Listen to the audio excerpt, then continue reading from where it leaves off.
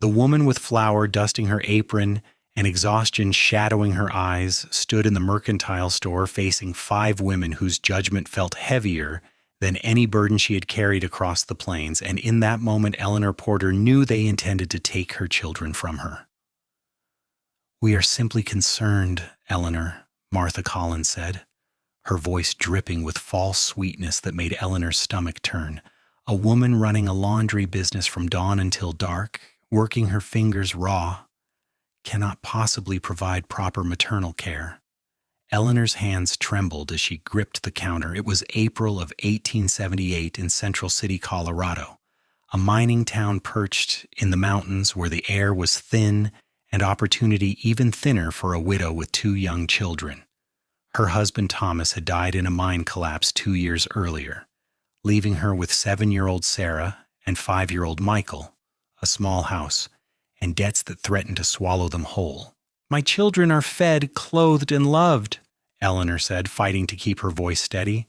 "I work to provide for them, not neglect them." "You work like a man," Mrs. Collins continued, her gray eyes cold as mountain stone. "Your daughter should be learning embroidery and proper manners, not hauling water and wringing out miners' filthy clothes. Your son needs a father's firm hand, not a mother too exhausted to discipline him properly." The other women murmured agreement, their silk dresses rustling like judgmental whispers.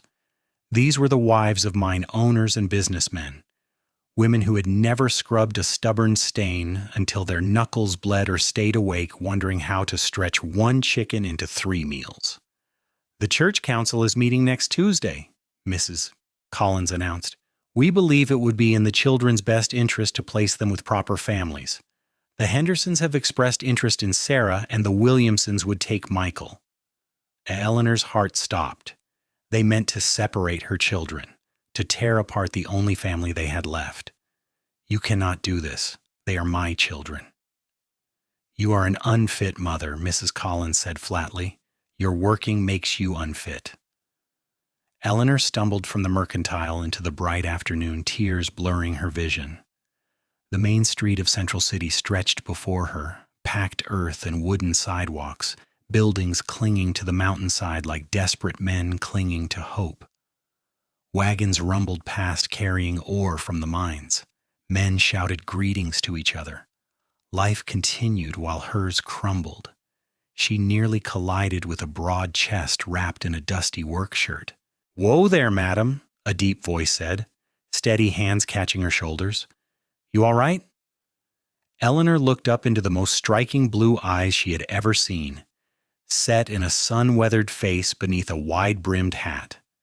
The man was tall and solid, with dark hair touching his collar and a concerned expression that seemed genuine. "I apologize," she managed, stepping back. "I was not watching where I was going." "No harm done." He studied her face, taking in the tears she could not quite hide.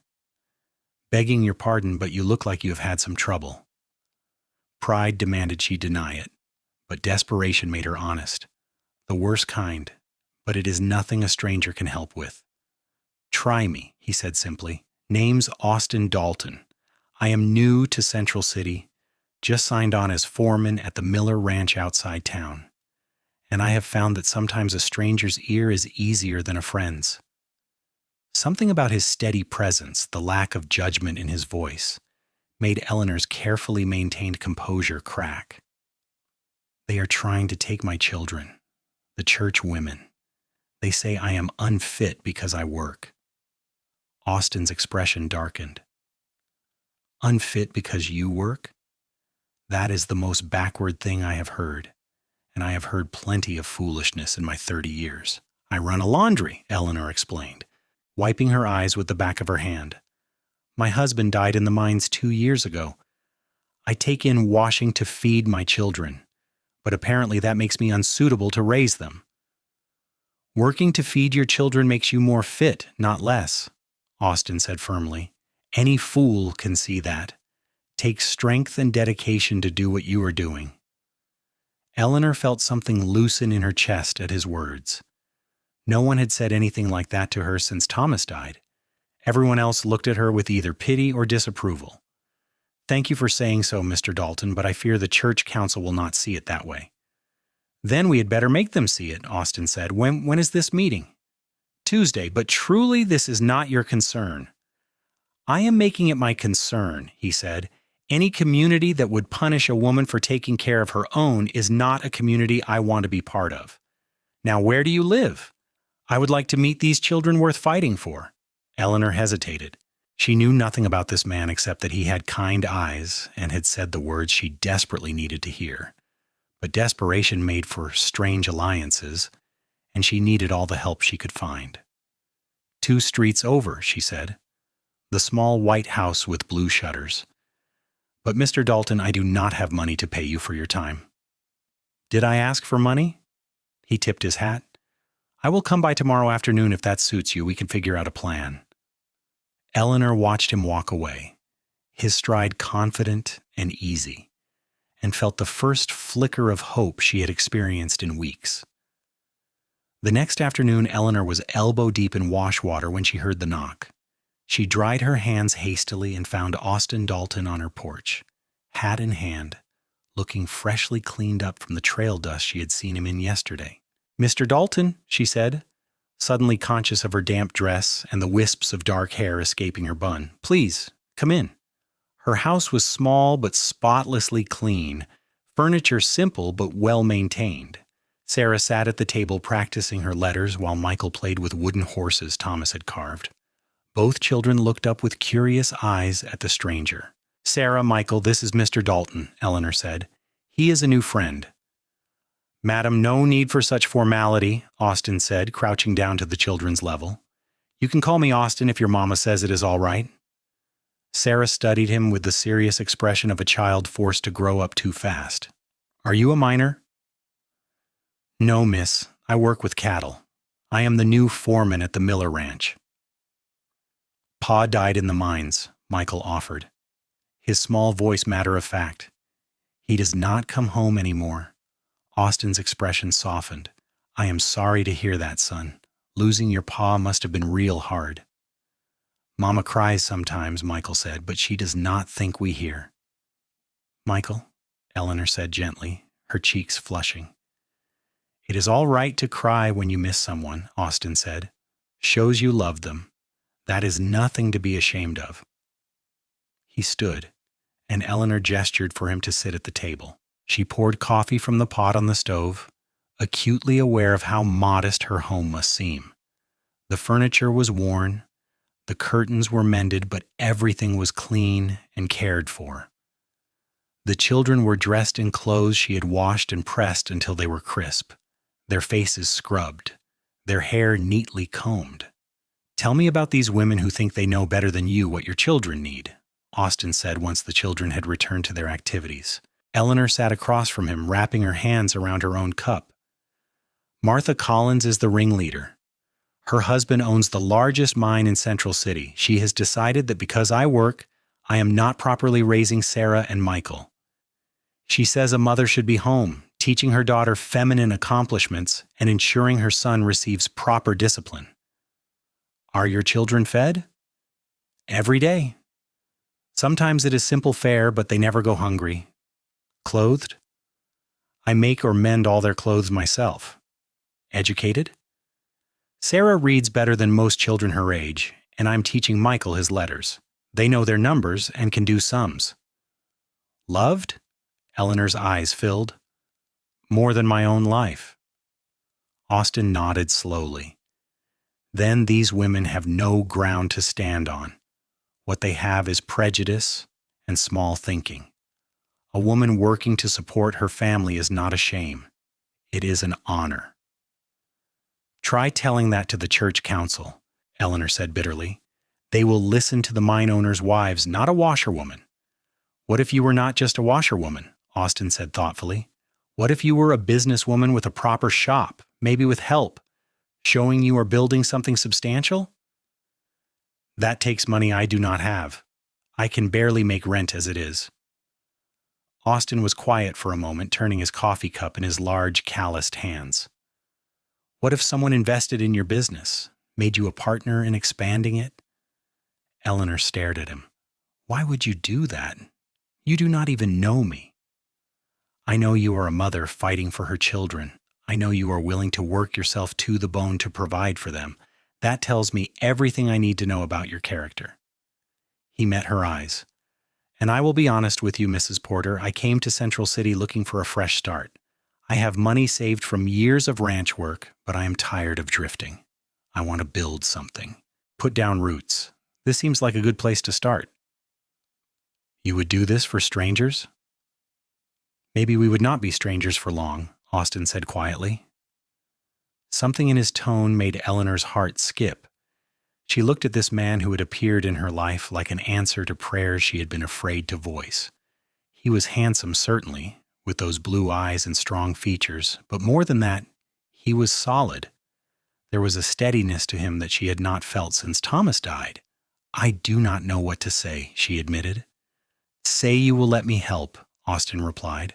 We will go before that church council together. I will vouch for your character and your business. I will show them that you are not some desperate woman struggling to survive, but a capable businesswoman building a future for her family.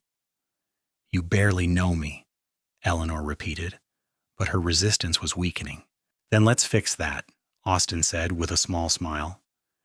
Tell me about yourself, Eleanor Porter. Where did you come from before Central City? And so Eleanor found herself telling this near stranger about growing up in Missouri, about meeting Thomas at a church social when she was 18 and he was 21, about following him west with dreams of prosperity. She told him about the early years when Thomas worked in the mines and they saved every penny, about the joy of Sarah's birth and then Michael's. She told him about the day 2 years ago when men came to her door with their hats in their hands and sorrow in their eyes. Austin listened without interrupting, his attention never wavering. When she finished, he shared his own story. Born in Texas to a ranch family, he had been working with cattle since he could walk. His parents had died of fever when he was 19, and he had spent the last 11 years moving from ranch to ranch, working hard and saving money, but never quite finding a place that felt like home. I am tired of being alone, he said simply, tired of having no one to build something for. Sarah approached the table, her reading primer in hand. Mama, I do not understand this word. Eleanor started to rise, but Austin gestured for her to stay seated. May I? At Eleanor's nod, he looked at the page Sarah pointed to. That word is determination. It means when you want something so badly that you keep trying even when it is hard. Like how Mama keeps washing clothes even when her hands hurt, Sarah asked. Austin glanced at Eleanor, taking in her reddened, work-roughened hands. Exactly like that. Your mama has a lot of determination. I want to have determination too, Sarah declared. I think you already do, Austin said. I can see it in your eyes. Sarah beamed and returned to her book, and Eleanor felt her throat tighten. Thomas had been a good father, but he had worked such long hours in the mines that he rarely had time for moments like this. This stranger was showing her children more patient attention than they had received in 2 years. Over the next few days, Austin became a regular presence in Eleanor's life. He helped her carry water for the laundry, his strength making quick work of a task that usually left her exhausted. He repaired the loose board on her porch and fixed the leak in her roof. He brought Michael a small wooden horse he had carved himself, and Sarah a hair ribbon the color of the sky. You're doing too much, Eleanor protested one evening as Austin chopped wood for her stove. People will talk. Let them talk, Austin said, setting another log on the chopping block. I am helping a friend. Nothing improper about that. But it felt like more than friendship to Eleanor, the way her heart jumped when she heard his knock at the door, the way she found herself smoothing her hair and pinching her cheeks before answering, the way she lay awake at night thinking about his smile. She had loved Thomas deeply, and his death had devastated her. She had not imagined feeling this way about anyone else. Yet here was Austin Dalton, solid and steady and kind, and her heart was awakening from its long grief. On Sunday, Austin accompanied Eleanor and the children to church. She felt the eyes on them, heard the whispers. Austin walked beside her with his head high, greeting people politely, his hand occasionally touching the small of her back in a gesture that felt both protective and possessive. After the service, Martha Collins approached with her entourage. "Mrs. Porter, I see you have acquired a companion." "Mrs. Collins," Eleanor said evenly. "This is Austin Dalton, foreman at the Miller Ranch." "How do you do?" Austin said, his tone polite but cool. "I understand there is some concern about Mrs. Porter's fitness as a mother. I am here to say that concern is misplaced." Mrs. Collins' eyebrows rose. "And what would you know about it, Mr. Dalton? You have been in Central City less than a week." "Long enough to see that Eleanor Porter is one of the strongest, most dedicated mothers I've ever encountered," Austin said. "She works hard to provide for her children, keeps a clean home, ensures they are educated and loved. If that is unfit, then I do not know what fitness looks like." "A mother's place is in the home, Mr. Dalton, not in a commercial laundry." "A mother's place is providing for her children however she must," Austin countered. "Would you prefer she let them starve? Send them to an orphanage? What exactly would make her fit in your eyes, Mrs. Collins?" The woman's face flushed. "I do not appreciate your tone. And I do not appreciate you trying to take children from a loving mother because she has the audacity to work hard." Austin's voice remained level, but there was steel underneath. "The church council will hear my testimony on Tuesday, and I will make sure they understand exactly what kind of mother Eleanor Porter is." He offered Eleanor his arm. "Shall we go?" Eleanor took his arm, her heart pounding. No one had ever stood up to Martha Collins like that. As they walked away, she could feel the woman's furious gaze on their backs. "You made an enemy there," Eleanor said quietly. "I can live with that," Austin replied. "I cannot live with injustice." That evening, after the children were in bed, Eleanor and Austin sat on her small porch watching the sunset over the mountains. The air was cool and pine-scented, filled with the sounds of the town settling for the night. "Thank you for what you said today," Eleanor said. "No one has defended me like that since Thomas died." "I meant every word." Austin was quiet for a moment. "Eleanor, I want to be honest with you about something. When I came to Central City, I was not looking for romance. I had resigned myself to being alone, but meeting you changed that." Eleanor's breath caught. "Austin, let me finish," he said gently. "I know it has only been a few days. I know you are still grieving your husband. I'm not asking you for anything right now, but I want you to know that I am here and I am not going anywhere. Whatever happens at that council meeting, whether they try to take your children or see sense, I will be right beside you." Eleanor felt tears spill over. "I do not deserve your kindness." "Yes, you do," Austin said firmly. He reached over and took her hand, his large palm warm and rough against hers. "You deserve so much more than this town has given you." They sat in silence, hands clasped, and Eleanor felt something shift inside her. She had been so focused on survival, on just getting through each day, that she had forgotten what it felt like to be seen, to be valued. Austin made her feel both things. "I am frightened," she admitted, "not just about losing the children, though that terrifies me, but about what I am starting to feel for you. It has only been 2 years since Thomas died. Part of me thinks I should wait longer, grieve more properly." "There is no right timeline for grief," Austin said, "and I do not think Thomas would want you to be alone forever. He would want you to be happy." "How do you know?"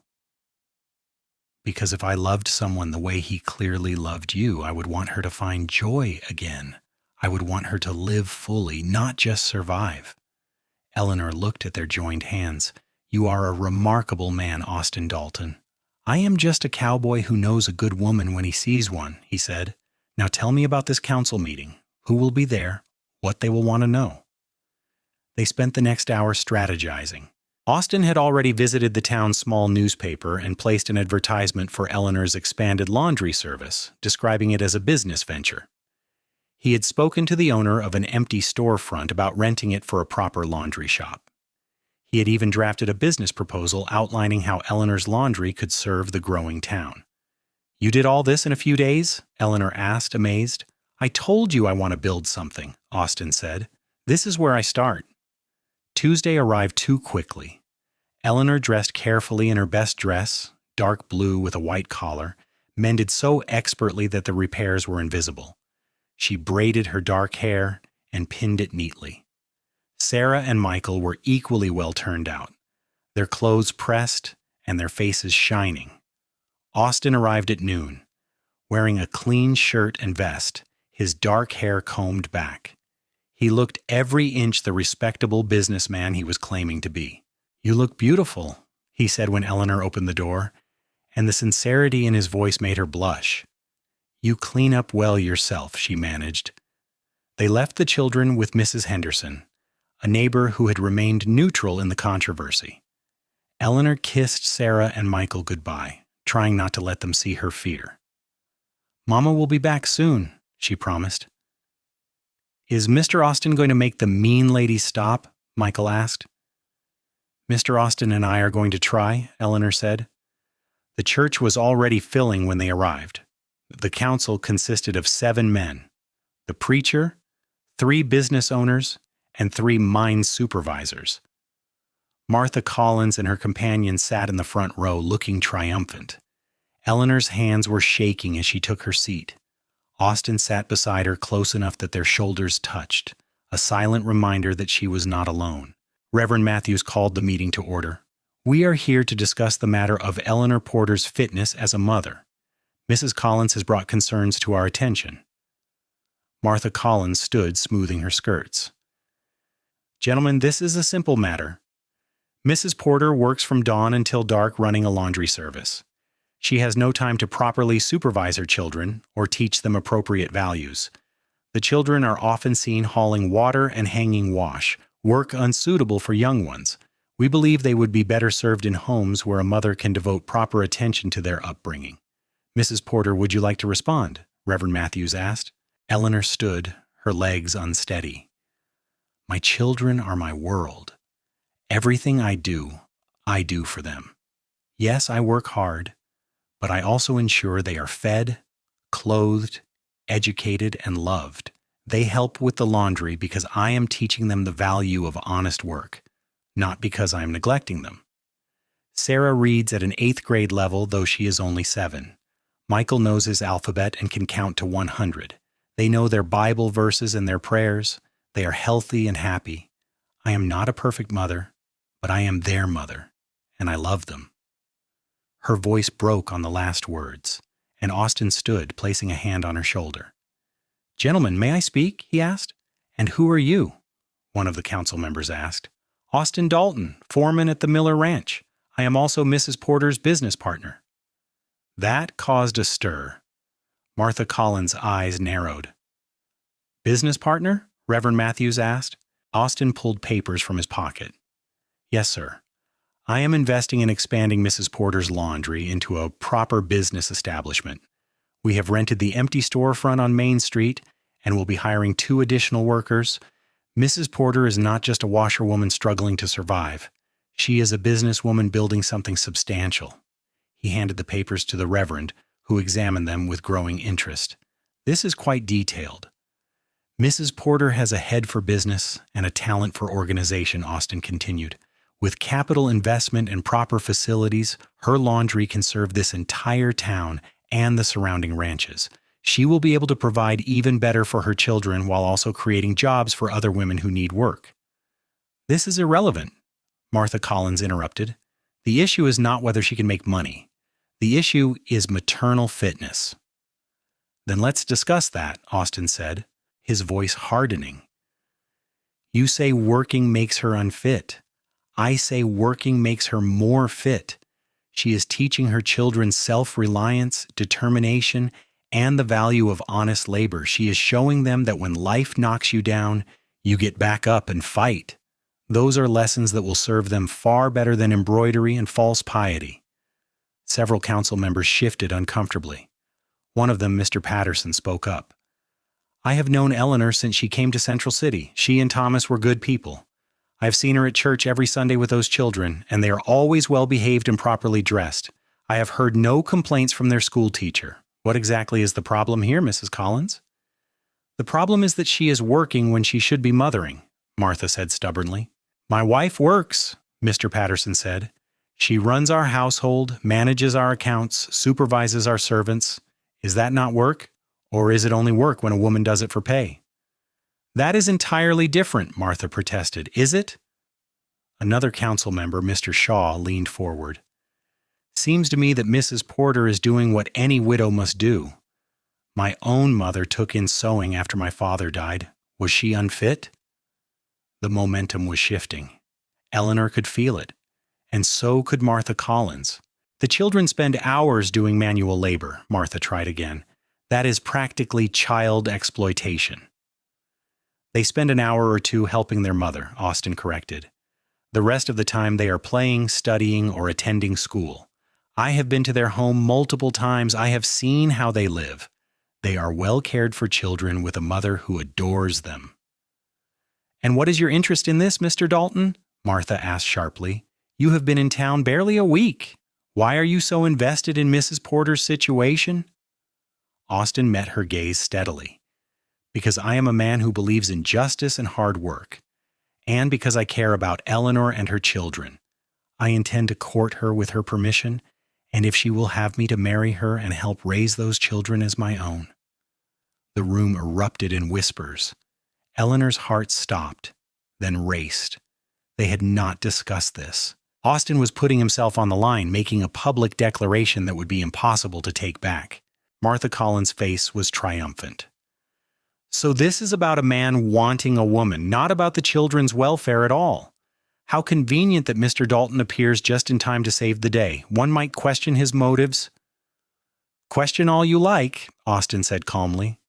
My motives are simple. I met a woman who is strong, kind, and devoted to her children.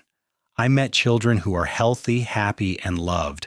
I met a family that has faced hardship with courage and grace.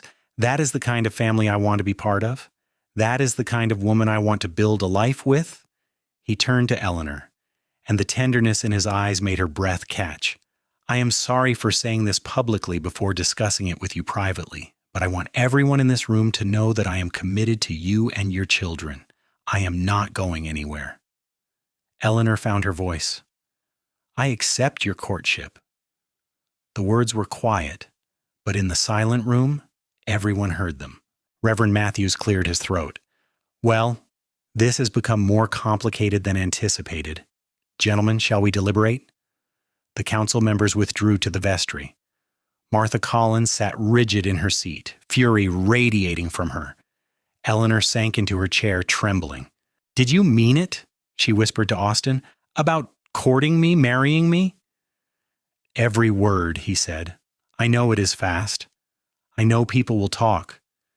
But Eleanor, I've been alone for 11 years, and in 1 week with you I have felt more alive, more purposeful than in all those years combined. I am not asking you to marry me tomorrow, but I am asking for the chance to prove myself to you.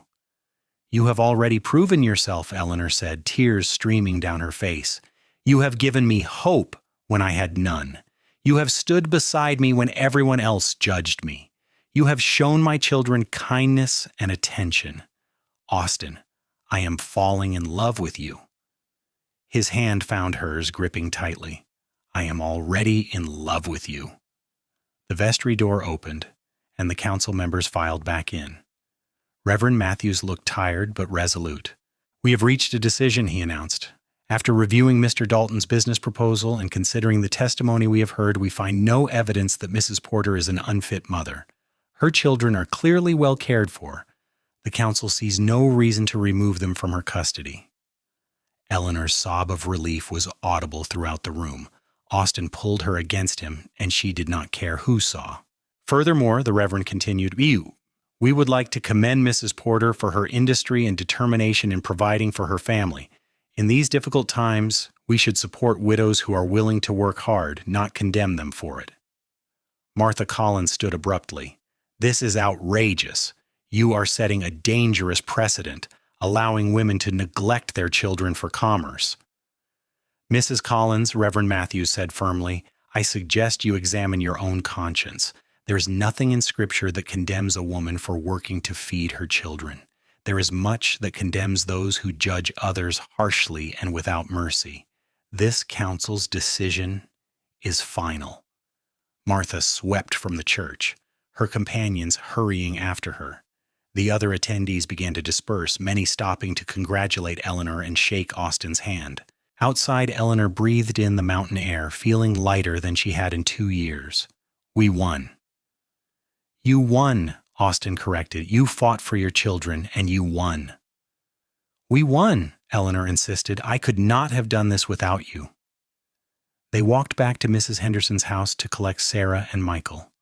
The children ran to Eleanor, who caught them in her arms and held them tight. "Are we staying with you, Mama?" Sarah asked anxiously. "Yes, sweetheart. You are staying with me.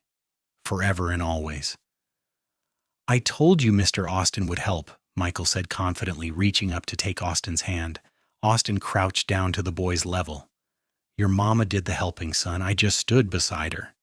"Are you going to stay with us too?" Michael asked. Austin glanced at Eleanor, who nodded. "If your mama says it is all right, I would like to spend a lot of time with you all. Would that be all right with you and Sarah?" "Can you teach me to carve horses like you do?" Michael asked immediately. "I would be honored." "Can you teach me to read better?" Sarah asked. "Just you explained that hard word so well." "I will teach you anything you want to learn," Austin promised. That evening, Austin stayed for supper. It was a simple meal of stew and bread, but Eleanor set the table with care, using the good dishes she rarely brought out. The children were animated, chattering about their day, and Austin listened with genuine interest, asking questions and laughing at their stories. After the children were in bed, Eleanor and Austin returned to the porch. The night was clear and cold, stars brilliant overhead. "You know this means everyone will expect us to marry," Eleanor said, "after what you said in that meeting." "I meant what I said," Austin replied, "but Eleanor, I do not want you to feel pressured. We can take as much time as you need." "I do not want to take time," Eleanor said, surprising herself. "Thomas has been gone for 2 years. I have grieved him. I will always love him, but I'm ready to live again. And Austin, you make me want to live. You make me feel like myself again, not just a widow or a struggling mother, but Eleanor, a woman with dreams and feelings and a future." Austin turned to face her, taking both her hands. "I want to give you that future. I want to wake up beside you every morning and fall asleep beside you every night. I want to teach Michael to ride and help Sarah with her reading. I want to build that laundry business with you and watch it thrive. I want to give you more children if you want them, or just love the ones you have. I want everything with you." "Ipi for Eleanor." "Then let's have everything," Eleanor whispered. Austin pulled her into his arms, and when he kissed her, it was gentle and sweet and full of promise. Eleanor had loved Thomas with the innocent passion of youth, but this was different. This was the love of 2 people who had known loss and hardship, who understood the value of what they had found in each other. "Marry me," Austin said against her lips, "soon. I do not want to wait." "Yes," Eleanor breathed. "Yes." They were married 6 weeks later in the same church where the council had tried to take her children. Eleanor wore a new dress, pale green with lace at the collar that Austin had insisted on buying her. Sarah was her flower girl, scattering petals with solemn concentration. Michael stood beside Austin as a junior groomsman, beaming with pride in his new suit.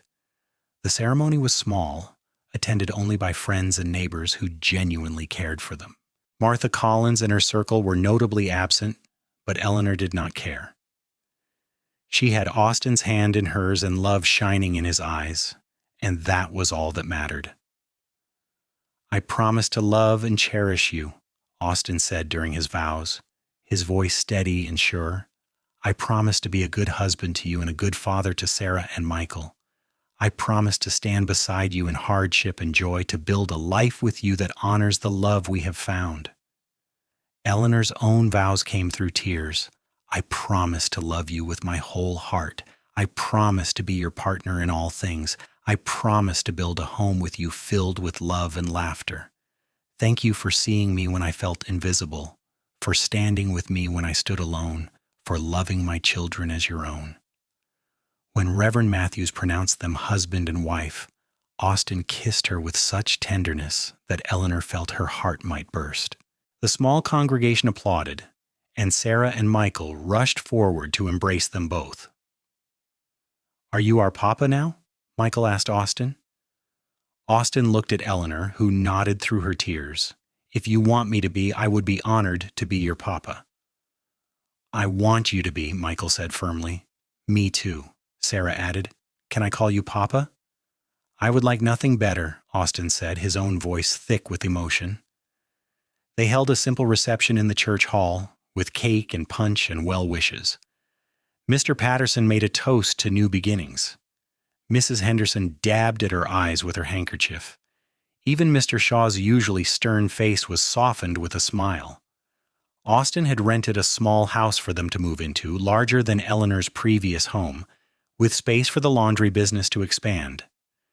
They spent their wedding night there while the children stayed with Mrs. Henderson, and Eleanor felt shy as a girl despite having been married before. "I am nervous," she admitted, as Austin closed the bedroom door behind them. "So am I," he said with a gentle smile. "This matters so much, Eleanor. You matter so much." He approached her slowly, giving her time to object, but Eleanor stepped into his arms willingly. Austin's kisses were patient and thorough, his hands careful as they unlaced her dress. He treated her like something precious, something to be treasured, and when they finally came together, Eleanor felt complete, in a way she had almost forgotten was possible. Afterwards, she lay against his chest, listening to his heartbeat, marveling at how quickly her life had changed. "I cannot believe this is real," she whispered. 6 weeks ago, I thought I was going to lose my children. Now I have a husband, a home, a future." "It is real," Austin said, pressing a kiss to her hair, "and it is only going to get better." He was right. The laundry business flourished under their joint management. Austin handled the business side, negotiating contracts with the mines and the surrounding ranches, while Eleanor managed the actual washing and supervised the 2 women they hired to help. The storefront on Main Street became a bustling hub, and soon they were making enough money to not just survive, but to thrive. Sarah and Michael bloomed under Austin's attention. He taught Michael to ride on a gentle mare from the Miller Ranch, patiently guiding the boy until he could sit a horse with confidence. He read with Sarah every evening, working through increasingly difficult books, praising her progress with genuine pride. He was never harsh or impatient, but he was firm when needed, providing the steady discipline the children had been lacking.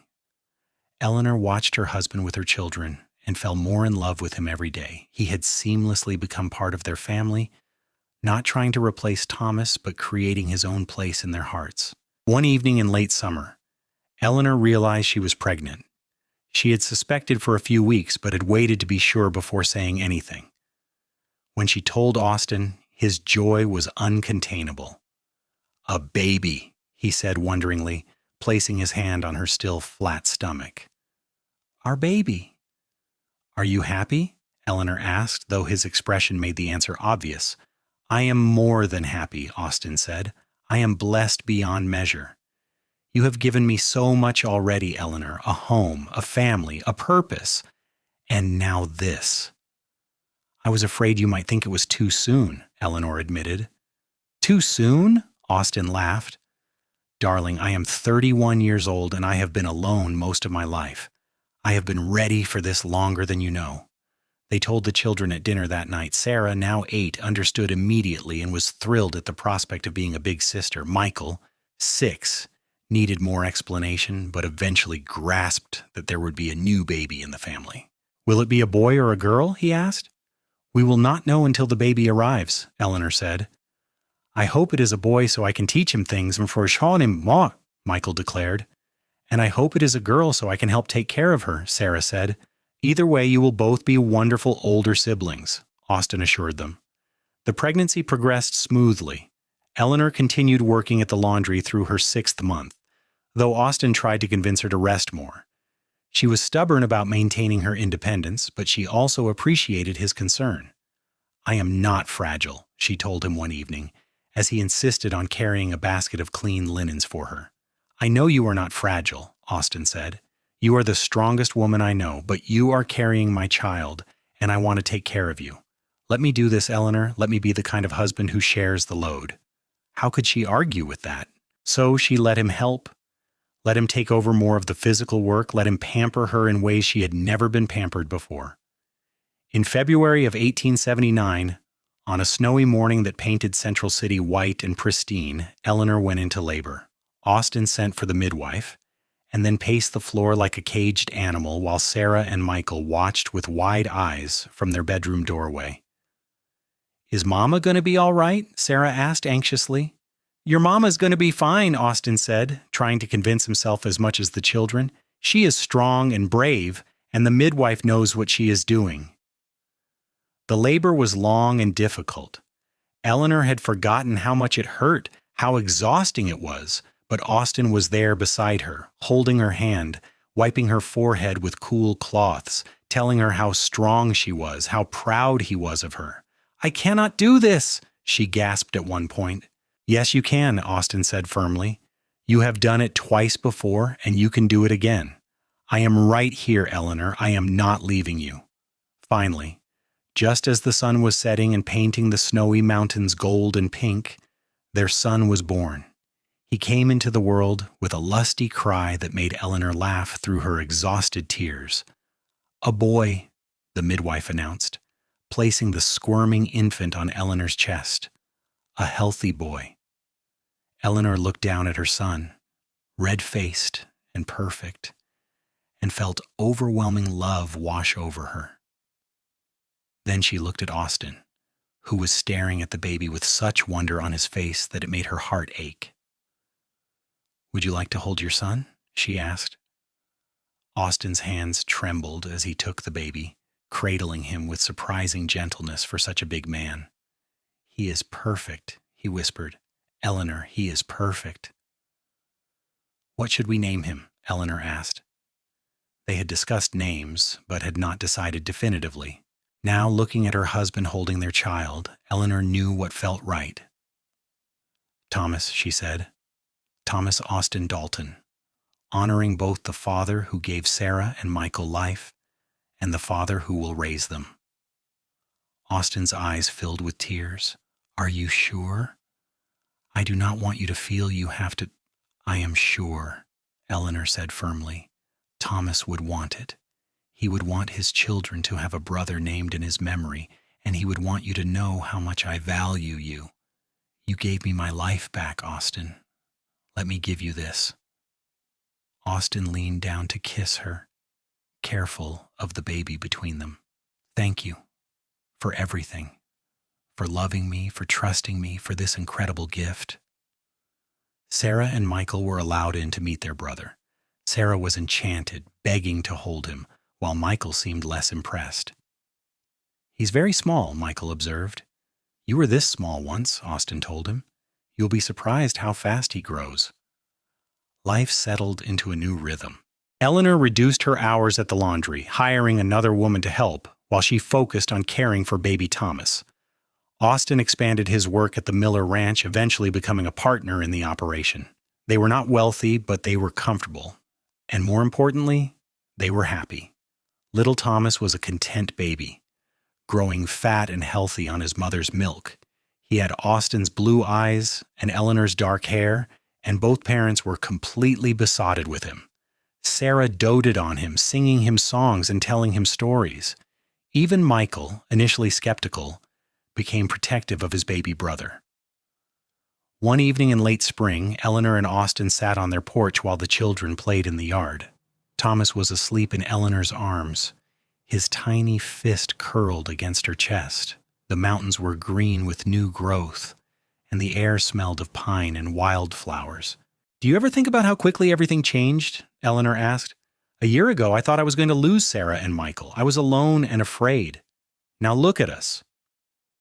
"I think about it every day," Austin said. "I think about how lucky I was to walk down that street at exactly the right moment to catch you as you came out of the mercantile. What if I had been 5 minutes later? What if I had never come to Central City at all? I do not think it was luck. Eleanor said. "I think it was meant to be. You were meant to find us. We were meant to be a family." Austin took her free hand, threading his fingers through hers. "I love you, Eleanor. More than I knew it was possible to love someone. You gave me everything I did not know I needed." "You gave me the same," Eleanor said. "You saw me when I was invisible. You stood beside me when everyone else walked away. You loved my children as your own. You gave me hope and a future and more happiness than I thought I would ever feel again." "That council meeting seems like a lifetime ago," Austin mused.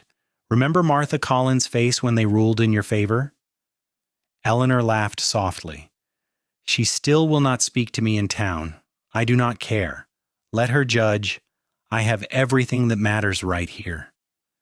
They sat in comfortable silence, watching Sarah teach Michael a game with stones while baby Thomas slept peacefully. Eleanor thought about the woman she had been a year ago, desperate and afraid, fighting just to keep her head above water. That woman would hardly recognize the life she was living now. The laundry business continued to grow. Within 2 years, they had opened a second location and were employing 6 women, providing good wages and steady work for widows and struggling mothers like Eleanor had been. She took pride in being able to help others the way Austin had helped her. Sarah grew into a confident girl, excelling in school and showing a talent for numbers that Eleanor encouraged. Austin taught her basic bookkeeping, and by the time she was 10, she was helping manage the laundry's accounts. Michael became a skilled rider and developed his father's talent for working with animals. He spent every spare moment at the Miller Ranch, learning everything Austin could teach him about cattle and horses. Thomas grew from a placid baby into an active toddler, keeping Eleanor constantly busy but filling their home with laughter. He was the spitting image of Austin, with those blue eyes and a smile that could charm anyone. 2 years after Thomas was born, Eleanor gave birth to a daughter they named Grace. She had Eleanor's dark eyes and a sweet disposition that made her a favorite with everyone who met her. Austin was an attentive father to all 4 children, never showing any distinction between the children Eleanor had brought to their marriage and the children they had created together.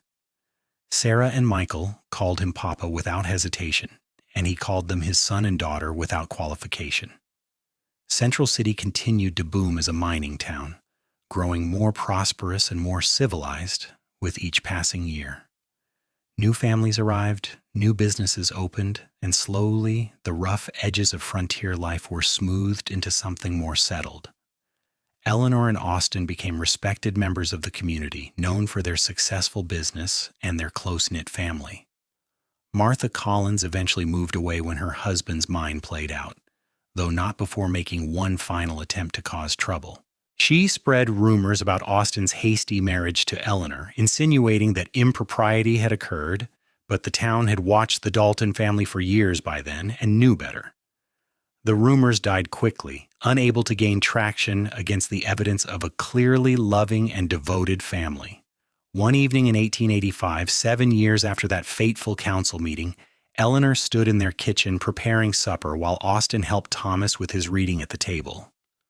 Grace played with her dolls in the corner. Sarah and Michael would be home from school soon, and the house would fill with the happy chaos Eleanor had come to love. Austin looked up from the book and caught her watching him. "What is it?" "Just thinking about how blessed I am," Eleanor said. "How blessed we are." Austin stood and crossed to her, pulling her into his arms, despite her protests about the flour on her hands. "Remember what I told you that first day? That working to provide for your children made you more fit, not less?" "I remember everything you said that day," Eleanor said. "You gave me hope when I had none." "You were always strong enough to fight for your family," Austin said. "I just stood beside you while you did it." "You did more than that," Eleanor insisted. "You changed everything. You changed my life, my children's lives. You loved us when we needed it most." "I love you still," Austin said, kissing her forehead. "More each day, if that is possible." The door burst open, and Sarah rushed in, now a young woman of 15 with her mother's dark hair and her papa's steady determination.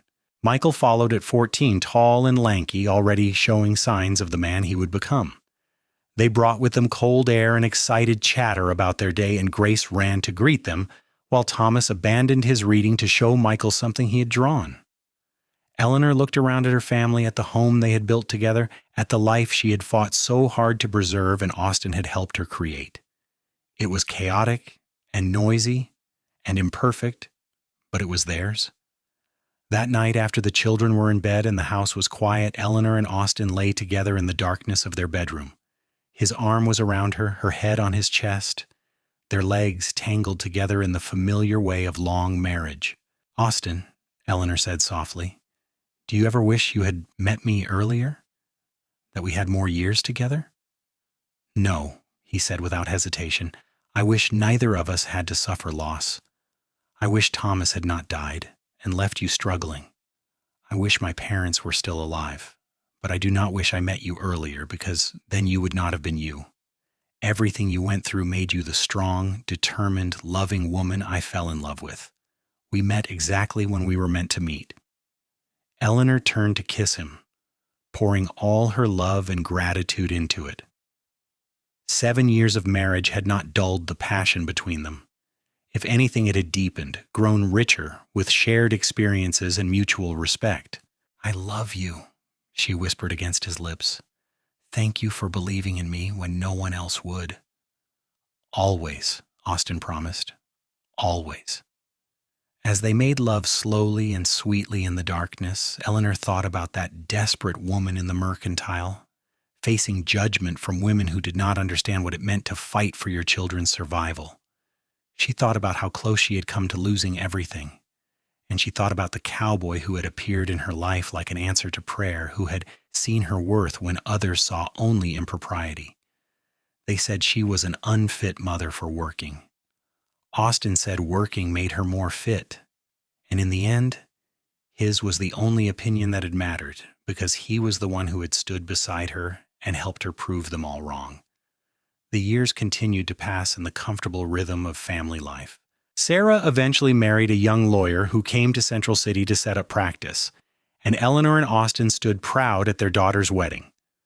Michael took over management of the Miller Ranch when he was 22, proving himself every bit as capable as Austin had always known he would be. Thomas showed an aptitude for business and eventually took over the laundry operations, expanding them into dry goods as well. Grace, their youngest, became a teacher, educating the next generation of Central City children. Eleanor and Austin grew older together gracefully, their love deepening with each passing year. They never forgot where they had started, how close they had come to losing everything. That memory kept them humble and grateful for every ordinary day they were blessed to share. On their 25th wedding anniversary in 1904, their children threw them a celebration at the church where they had married. The town turned out to honor the couple who had become pillars of the community. Speeches were made praising their business acumen, their charitable work, their devotion to family. But when Austin was asked to speak, he kept it simple. 25 years ago, I met a woman who was fighting the world to protect her children, he said, his voice still strong despite his 56 years. She did not need me to save her.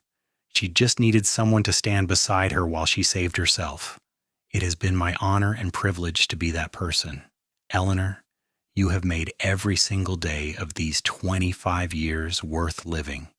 You gave me the family I had always dreamed of and the purpose I had been searching for. I would do it all again in a heartbeat. Eleanor stood beside him, her dark hair now streaked with silver, her face lined but still beautiful. "And I would let you," she said, taking his hand. "You saw me when I felt invisible. You defended me when others condemned me.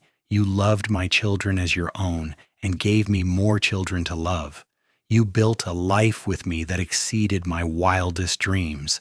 I thank God every day for that moment in front of the mercantile when I stumbled into your path." "I thank God I was there to catch you," Austin said, and kissed her to the applause of everyone gathered. That night, in the home they had built together, Eleanor and Austin lay in bed just as they had countless nights before. They were older now, their bodies not as strong as they once were, but their love had only grown. 25 years, Eleanor mused.